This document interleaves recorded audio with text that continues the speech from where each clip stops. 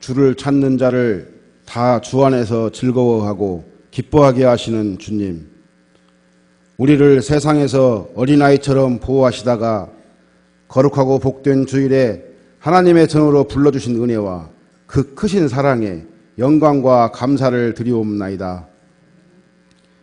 한 해의 마무리를 준비하는 11월 마지막 주일 저희가 모였습니다. 성령의 감동과 감화가 충만한 예배로 인도하여 주시옵소서. 점점 추워져가는 겨울의 차가운 기운 앞에서도 주님께서 주시는 은혜로 인하여 따뜻하고 훈훈한 겨울이 되기를 원하옵나이다. 저희들은 지난 한 주일을 살면서 주님의 사랑도 헤아리지 못하고 우리의 욕망과 욕심을 포기하지 못한 채 오히려 십자가를 등에 지는 생활 속에서 사는 경우가 너무나 많았음을 고백합니다. 솔로몬이 1000번째로 하나님의 은혜를 입은 것 같이 우리의 예배를 통하여 우리의 심령에 주님의 위로의 손길을 베풀어 주시고 십자가 보혈로 죄악된 모습을 고쳐주시옵소서. 우리가 죄를 버리고 감사함으로 하나님의 성품을 닮아 뜻을 실천할 수 있도록 은혜 내려 주시옵소서. 사랑하는 주님, 여호와를 의지하고 의뢰하는 사람은 복을 받을 것이라고 말씀하셨습니다. 저희가 주님께 의지하고 의뢰합니다. 우리가 마음의 상처를 붙잡지 않고 하나님의 손과 마음을 붙잡고 살아가게 더욱 큰 믿음으로 허락하여 주셔서 우리 주위에 있는 춥고 소외된 이웃들을 생각하며 그들을 사랑하고 보살필 수 있는 위로의 힘도 더하여 주시옵소서. 우리 신풍교회를 주님의 성령이 살아있는 교회로 이끌어주신 주님, 주님의 몸된 우리 신풍교회가 주님의 말씀대로 살아가는 것을 즐거워하고 자랑하는 교회가 되도록 인도하여 주시옵소서. 우리의 믿음이 성장하여 예배와 선교, 교육과 봉사의 사명을 감당하는 건강한 공동체가 되도록 축복하여 주시옵소서.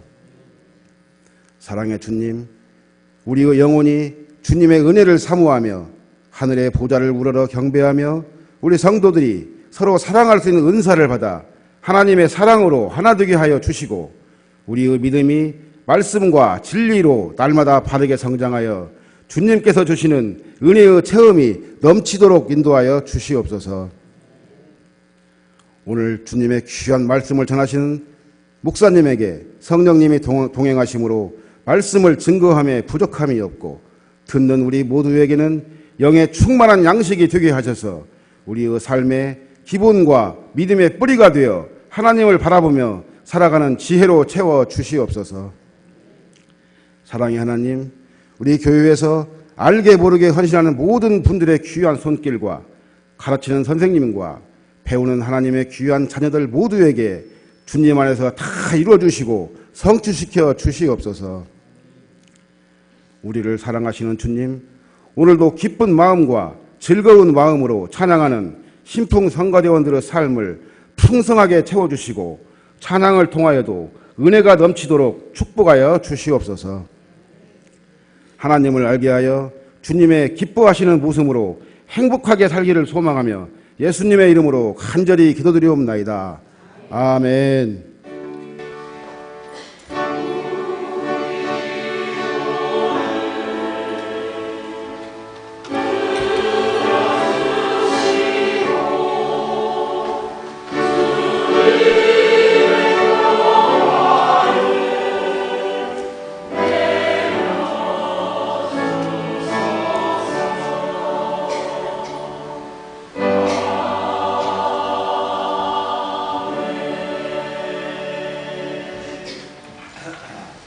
성경 말씀은 빌립보서 3장 10절에서 16절 말씀입니다. 신약 321쪽입니다. 봉독해 드리겠습니다.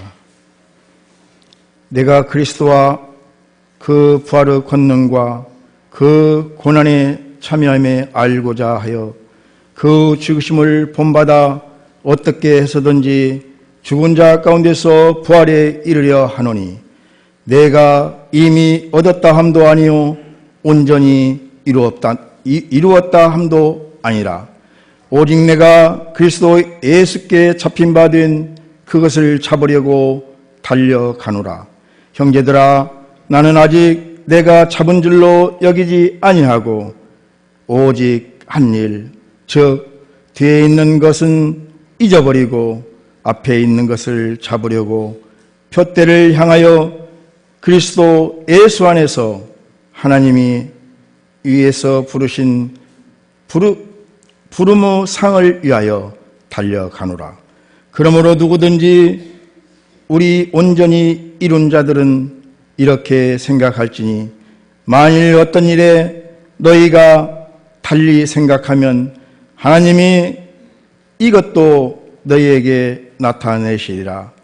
오직 우리가 어디까지 이르렀던지 그대로 행할 것이라. 아멘.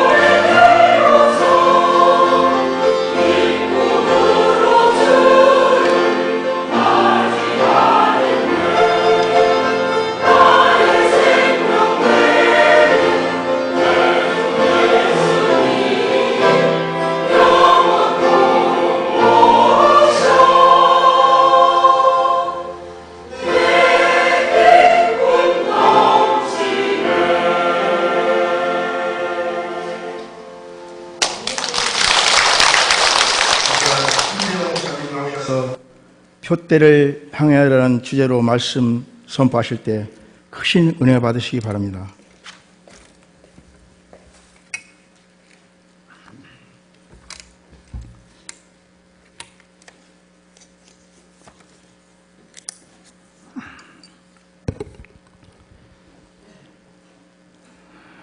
우리나라는 앞으로 2년 후에 30-50 클럽에 진입할 것이라고 학자들은 전망합니다. 예상대로 된다면 미국, 일본, 영국, 독일, 프랑스, 이탈리아에 이어서 세계에서 7번째로 국민 1인당 소득 3만 달러, 인구 5천만 명이 넘는 국가로 발전하게 됩니다. 다른 6개 국가들은 식민제국을 운영한 강대국이었던 반면 우리 한국은 일본의 속국이었다가 세계 2차 대전 이후 독립된 나라로서는 처음으로 30-50에 속하는 나라가 됩니다. 이렇게 우리나라의 국민 수준은 그리고 소득 수준은 점점 높아지고 있지만은 삶의 만족도와 행복 지수에 있어서는 오히려 점점 더 떨어지고 있다는 연구 결과가 나와서 우리 국민들을 당황스럽게 하고 있습니다. 미국 심리학협회가 진행한 연구 결과에 따르면 한국인의 전반적인 생활의 행복지수는 매우 낮은 수준으로 아시아에서도 최하위권에 속해 있으며 전 세계 22개국을 포함한 여러 나라의 결과에 있어서도 매우 낮은 순위를 마크하고 있습니다. 우리 사회의 과도한 경쟁으로 인해서 심리적인 스트레스를 많이 받는 것이 행복하지 못한 이유라고 말을 합니다. 이런 현상 때문인지 한국 사람들은 술과 유흥 같은 방법을 통해서 삶의 만족도를 찾아보려고 노력하는 것 같습니다. 우리나라 사람들의 술 소비량은 세계에서 13번째이고 소주와 위스키와 같은 증류주 소비량은 세계에서 단연 1등이라고 그럽니다. 1년에 국민 1인당 소주 200병을 마시는 수준이 우리나라 사람들의 음주 수준입니다. 게다가 음란 영상물과 같은 성인 관련 업종에 세계에서 가장 많은 돈을 쓰는 곳이 바로 한국 사람들이라고 합니다. 그러나 이런 방법으로는 삶의 행복지수와 만족도를 결코 올릴 수 없다고 하는 것이 연구 결과로 자세히 나타나고 있습니다. 미국의 유명한 작가인 게일 시인은 통로를 찾는 사람들이라는 책을 통해서 인생의 만족감을 얻는 사람들은 첫째로 삶과 뜻에 분명한 방향을 가진 사람, 두 번째로는 허무와 실망에 매여 있거나 거기에 매달려 있지 않는 사람, 세 번째로는 누군가를 무척 사랑하는 사람, 네 번째는 신뢰할 만한 친구가 많은 사람이라고 말을 했습니다. 만족스러운 삶을 원한다면 흔들리지 않는 삶의 방향을 가져야 합니다. 허무하고 사라질 것들에 매여 있어서도 안 됩니다. 그리고 마음을 다해 사랑하고 신뢰할 대상이 필요합니다. 예수님은 이 모든 조건을 충족시킬 수 있는 유일하신 분입니다. 허무한 삶을 살다가 예수님을 만나서 참 만족을 경험한 사람은 세계적으로 역사적으로 셀 수 없이 많이 있습니다. 믿음으로 예수님께로 나아갈 때 참된 만족을 누림과 동시에 삶의 목적이 분명해지는 삶을 살 수 있습니다. 누구에게나 한 번뿐인 인생인데 헛된 만족만을 위해 살다가 사라져 버릴 수는 없지 않겠는가 하는 생각을 우리들은 하게 됩니다. 성경 속에서 위대한 사람들을 많이 찾아볼 수 있지만은 그 중에서도 생애 경주에 있어서 가장 멋있게 달려온 분을 든다고 하면 바로 사도 바울을 결코 빼놓을 수가 없습니다. 사도 바울은 참으로 열심히 바른 신앙 경주를 해온 사람입니다. 디모데후서 4장 7절 이하에서 나는 선한 싸움을 싸우고 나의 달려갈 길을 마치고 믿음을 지켰으며 이제 후로는 나를 위하여 의의 면류관이 예비되어 있으므로 주 곧 의로우신 재판장이 그날에 내게 주실 것이며 내게만 아니라 주의 나타나심을 믿는 모든 사람에게니라 고 자기가 살아온 과거의 경주를 자신 있게 고백하고 있는 것을 봅니다. 오늘의 성경 말씀은 이런 경주를 계속하고 있는 사도 바울의 경주 모습을 잘 묘사해주고 있습니다. 그는 표대를 향하여 쫓아가는 삶으로 인생을 표현했습니다. 어떻게 사는 것이 진정으로 표대를 향한 삶인지 또 어떻게 해야 승리할 수 있는지를 우리는 오늘의 말씀을 통해서 알아보고자 합니다. 표대를 향하여 쫓아가는 생활은 우선 뒤의 것을 잊을 때 가능합니다. 과거의 일들에 사로잡혀 있는 사람은 과거에 사는 사람입니다. 과거의 것은 앞으로 전진하는데 큰 방해가 되는 것입니다.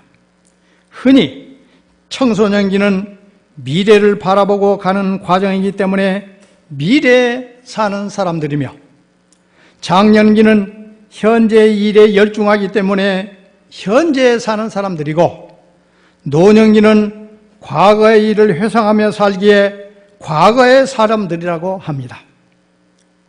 과거에 매여 있어서는 앞으로 전진할 수가 없습니다. 과거의 것은 모두 다 잊어버려야 합니다.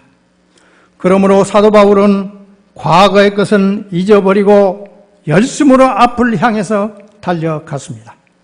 잊어야 할 것들을 잊지 못하면 결코 전진할 수 없기 때문입니다. 우리에게 있어서 잊어야 할 뒤의 것들은 무엇이 있는지 살펴보겠습니다. 첫째로 신뢰할 만한 육체의 것들입니다. 사도 바울은 육신적으로 보면 참으로 신뢰할 만한 매우 훌륭한 사람이었습니다. 자랑할 것들이 너무도 많았습니다. 그는 난지 8일 만에 할례를 받은 이스라엘 족속이요 베냐민 지파요 히브리인 중에 히브리인이었습니다. 당시의 유명한 학자 가말리엘의 문화에서 율법의 엄한 교육을 받았던 바리새인이었으며 율법을 조금이라도 벗어난다고 생각되면 당시 교회를 핍박하는데 가차가 없었던 그의 삶은 율법의 의로는 조금도 흠이 없는 그러한 인물이었습니다. 그러나 그는 이러한 육체적으로 자랑할 만하고 신뢰할 만한 모든 것들을 다 배설물처럼 여기고 잊어버렸습니다. 세상 사람들에게 있어서는 좋은 경제력이 자랑일 수도 있고 좋은 학벌, 좋은 외모, 좋은 지위 등이 긍지일 수 있지만 그리스도인들에게는 거기에 얽매이면 그리스도와 관계없는 인물이 되고 만다는 것입니다. 이런 것들은 표대를 향하여 전진하는데 방해될 수 있습니다. 그러므로 그것들을 뒤로 여기고 앞으로 전진해 나가야만 제대로 표대를 향해 달려갈 수 있습니다. 둘째로 그리스도 안에서 얻었던 것들도 다 잊어버려야 합니다. 신뢰할 만한 육체적인 것들을 뒤로 돌리고 나면 하나님이 그리스도 안에서 우리에게 주시는 것들이 많은 것을 깨닫게 됩니다. 하나님의 은혜이며 기도의 응답들이며 거저 주시는 풍성한 축복들이 얼마나 많습니까? 이렇게 얻은 것들이 지난 1년 동안 우리에게는 알게 모르게 무척도 많았습니다. 때로는 감당할 수 없는 감격으로 눈물 흘리기도 하였고, 때로는 벅찬 가슴의 흥분으로 잠 못 이루은 경우도 많이 있었던 것으로 생각이 됩니다. 그러나 이러한 모든 것들도 다 뒤로 돌려보낼 줄 알아야 합니다. 잊어야 합니다. 뒤로 돌리지 못하면 우리들도 불행해질 수밖에 없기 때문입니다. 그리스도 안에서 하나님이 우리에게 주셨던 많은 복들의 얽매에서는 결코 안 됩니다. 뒤로 돌리고 잊어야만 합니다. 셋째로는 실패의 경험을 잊어버려야 합니다. 아름답고 성공적인 것들만 아니라 나쁘고 실패한 경험들도 다 잊어버려야 합니다. 남에게 손해당한 일, 남에게 불쾌함을 겪은 것 등을 잊어야 합니다. 1년 동안을 살아오면서 이런 일들을 수없이 많이 겪었을 것입니다. 뿐만 아니라 친구에게 배반당한 경험도, 입학시험에 실패한 경험도 있을 것입니다. 남이 모르는 컴플렉스도 있었을 것입니다. 그런데 이러한 것들은 다 잊혀지지 않는 특성들을 가지고 있습니다. 그럼에도 불구하고 우리는 이것들까지도 뒤로 돌려보낼 수 있어야만 합니다. 그럴 때에만 앞으로 표대를 향해서 전진할 수 있기 때문입니다. 네 번째로는 죄에 대한 기억들을 말끔히 잊어버려야 합니다. 죄에 대하여 날마다 승리하며 살려고 무던히 노력하여도 그대로 되지 않고 실패하여 한숨 쉬며 통곡한 적도 많이 있는 것이 우리 그리스도인들의 생활이 아니겠습니까? 더 이상 죄와 상관없이 살아야 하겠다고 노력하면서 사는 그리스도인들이기는 하지만 예수님의 말씀처럼 마음에는 원이로되 육신이 약하여 넘어진 것이 한두 번이 아니고 못된 유혹에 넘어가는 일들이 수없이 많은 것을 우리는 고백하지 아니할 수 없습니다. 벗어버릴 수 없는 운명의 사슬처럼 늘 떠나지 않고 우리를 괴롭혀온 죄의 경험, 해가 바뀌기 전에 모두 깨끗이 회개하고 정리해야 되지 않겠습니까? 그리고 뒤로 돌려 잊어야만 합니다. 죄는 마치 독약과 같아서 토설지 아니하면 종일 신음함으로 우리의 뼈가 쇠하며 주의 손이 주야로 우리를 누름으로 여름 가뭄에 마름같이 된다고 시편 32편에서 말씀을 했습니다. 그러므로 무거운 것과 얽매이기 쉬운 죄를 벗어버리고 인내로서 우리 앞에 당한 경주를 경주해야 하겠습니다. 한 해를 마무리하면서 과거의 모든 것들을 잘 정리하며 뒤로 하는 작업이 반드시 있어야만 합니다. 그리고 잊어야 합니다. 그럴 때 우리는 표대를 향하여 쫓아가는 생활을 할 수 있습니다. 그리고 이제 새해를 맞이하면서 앞의 것을 잡으려고 전진해야 합니다. 다 이루었다고 자만해서는 안 됩니다. 얻었다고 주저앉아서도 곤란합니다. 전진하려고 나아가며 달려가야만 합니다. 아무리 많은 것을 이룬 자도 온전히 이루었다고 생각해서는 바람직하지 않습니다. 이제 새해를 맞이하는 성도의 자세를 생각해 보겠습니다. 새해 우리는 표대를 향하여 쫓아가야 한다고 14절에서 말씀을 했습니다. 하나님께서 우리를 위하여 상급을 마련해 두고 계십니다. 그리스도인들은 신앙생활의 근본 이유가 영혼 구원이라고 할지라도 그 구원을 이룬 자들은 이제 더 나아가서 상을 얻기 위하여 계속해서 달려가야만 합니다.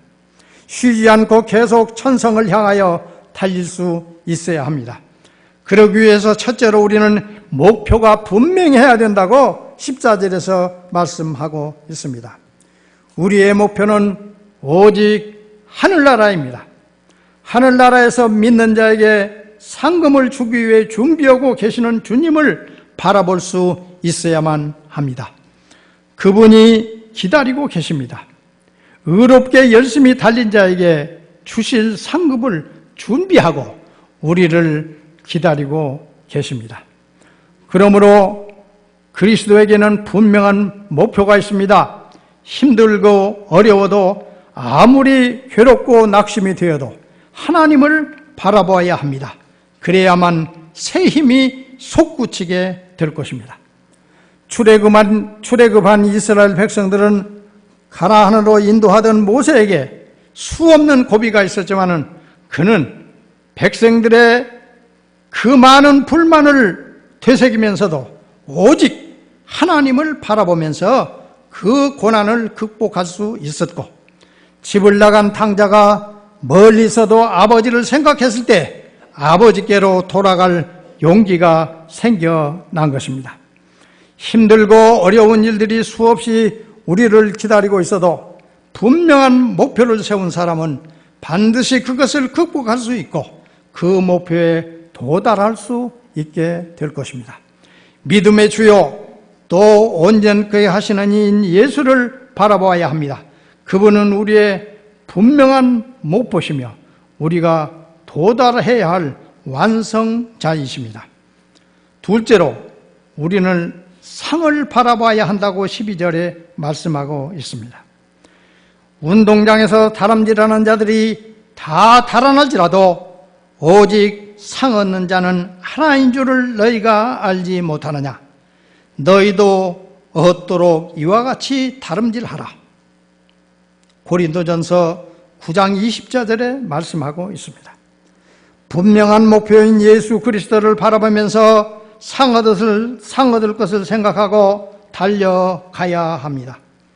그저 아무런 대가도 없다면 지치고 힘들게 될 수 있지만 분명한 상급을 바라본다면 훨씬 더 용기 100배 할 수 있을 것입니다. 마라톤 경주를 하는 운동선수들이 도중에 많이 기권을 하고 포기도 하지만 골인 지점이 가까워지면 포기하는 사람이 훨씬 더 적어진다고 합니다. 그것도 상을 받을 정도가 되면 더욱더 그러합니다. 골인점이 얼마 남지 않은 곳에 이르면 어디서 그런 힘이 솟는지 힘차게 달려 들어갑니다. 상을 바라보기 때문입니다. 상이 기다리고 있기 때문입니다. 그렇기 때문에 전력 질수하게 되는 것입니다. 올림픽 금메달의 마라토너에게 10억 원이 넘는 부상과 겸력금이 주어진다고 합니다. 부정적인 문제들이 없지는 않지만은 더 많은 마라톤하는 경주자들에게 용기를 주는 계기가 되었음은 부인할 수가 없습니다. 아무런 상이 없는 일이라면 사람들이 별로 관심을 갖지 않게 됩니다. 땀을 흘린 대가나 노력의 보상이 없다면 별로 신나하지 않습니다. 그러나 땀 흘린 만큼의 보상이 있으면 용기 100배하여 달릴 수 있습니다. 그리스도인에게는 분명히 상이 준비되어 있습니다. 면류관이 준비되어 있습니다. 이제 1년을 어떻게 달리느냐에 따라서 하나님은 우리에게 상을 주실 것입니다. 틀림없이 그렇게 하실 것입니다. 힘들고 어려울 때마다 우리 위해 준비하신 상급을 바라보십시오. 그리고 용기 백발하여 전진하십시오. 사도 바울은 이제 흐르는 후로는 나를 위하여 의의 면류관이 준비되어 있다고 했습니다. 때문에 그는 그 많은 어려움과 시련을 믿음으로 이기며 끝까지 믿음의 경주를 계속할 수 있었습니다. 세 번째로 앞을 향해 달리되 자만하지 말아야 된다고 12절에 말씀합니다. 내가 이미 얻었다 함도 아니요 온전히 이루었다 함도 아니라 오직 내가 그리스도 예수께 잡힌 바 된 그것을 잡으려고 쫓아가노라고 바울은 말씀하고 있습니다.